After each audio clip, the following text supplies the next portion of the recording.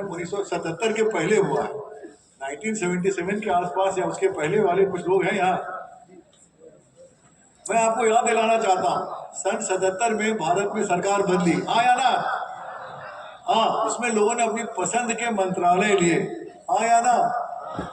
उसमें एक व्यक्ति जिसके बारे में हम जानते हैं, समाजवाद के पिता कहे जाते हैं, जो राम मनोहर लोहिया के सबसे पढ़ते शिष्यों में एक, उनका नाम था राजनारायण।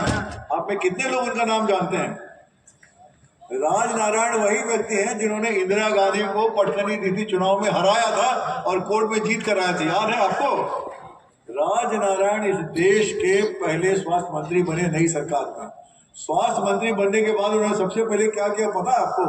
मैं वहां बैठा था, उनके पास था बैठा, लाड़ी मोहन निगम थे, जॉर्ज फर्नांडिस साहब थे और माननीय नीतीश कुमार साहब थे, और उसके बीच में राजनारायण जी ने कहा था कि हमारे देश को, एक शेर सुनाता हूं मैं आपको, वो यार गौर कीजिएगा जरा, जमाना अहले खिरत से तो हो चुका मायूस।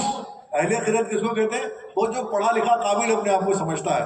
जमाना अहले खिरत से तो हो चुका मायूस, अजब नहीं कोई दीवाना काम कर जाए।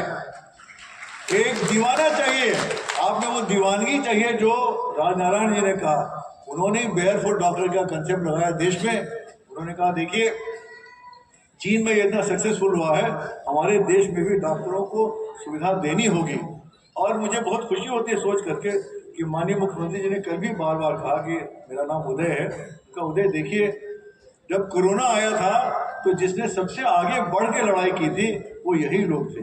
आप जाके उनकी बात सुनिए, समझिए और देखिए कि हम कैसे उनकी सेवाओं को अधिक से अधिक यूजफुल, हिंदी में क्या कहते हैं, उपयोगी बना सकते हैं। उनकी सेवाओं को कैसे हम और सुदृढ़ बना सकते हैं। मैं आपसे एक बात और कहना चाहता हूं कि जो राजनारायण जी ने बात कही थी वो थी कि हमारे डॉक्टर को प्रिवेंटिव क्योर है, प्रिवेंटिव क्योर समझते हैं, बीमारी आने से पहले सुरक्षा के लिए उनको ट्रेनिंग दी जाए।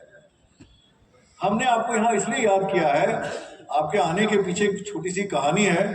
हमारे देश में, राज्य में जो बच्चे कुछ पैदा होते हैं उनमें पूर्ण रूप से विकसित बच्चे नहीं होते, और उसकी सबसे बड़ी वजह होती है कि उनकी माँ की देखभाल ठीक से नहीं हो पाती है जब वो घर में आते हैं।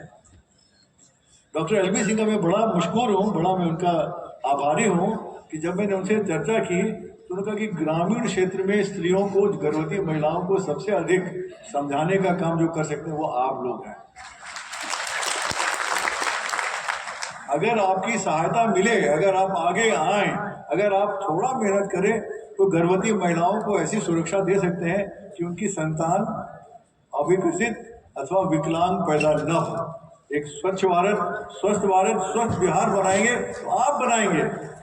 बिहार की सबसे बड़ी जनसंख्या को तो आप देखते हैं। इसलिए मैं आपसे ये गुजारिश करता हूँ, और मैं आपसे एक बात कहना चाहता हूँ, मुझे शायद कहने का हक नहीं है। मेरी माता जी बहुत क्रिटिकल, मैं 75 साल का हूँ, मेरी माँ समझ लो कितनी बूढ़ी होगी, वो 95 वर्ष की है, अभी वो क्रिटिकली पड़ी हुई है वेदांता अस्पताल में। मैं उनको छोड़कर सिर्फ आपसे मुखातिब होने के लिए आया क्योंकि मेरे पास मुख्यमंत्री जी का संदेश था। मेरे सामने दो चॉइस थी, या तो मैं अपनी माँ की सेवा करूं या अपने राज्य की सेवा करूं। तो मुझे अच्छा लगा कि मैं थोड़ी देर भी आपके साथ अपनी बात कह सकूंगा, तो मेरी माँ इसके लिए मुझे आशीर्वाद देगी, खुश होगी।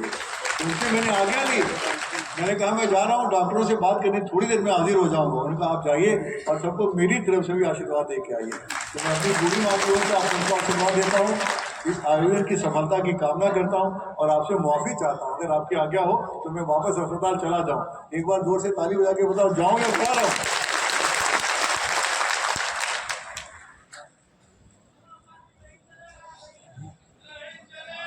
सर बहुत बहुत धन्यवाद।